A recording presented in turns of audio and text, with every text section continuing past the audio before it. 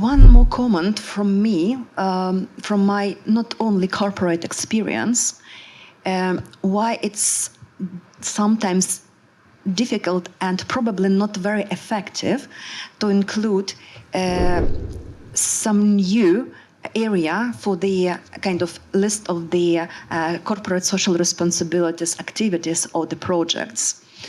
Because we do the analysis and we also look at the market, what other people doing, but we also look at the investors and the donors, what they are doing, what they are interested in. And very often, we unfortunately have to link our needs to the opportunities that the international donors provide. It means that if we don't find women in need or some very similar project what we are discussing now today in this list what international fundraising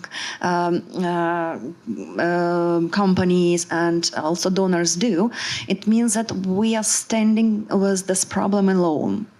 And our message, or actually also my very personal message to donors and supporters will be that not only financial help is vital here, it's communication is vital here.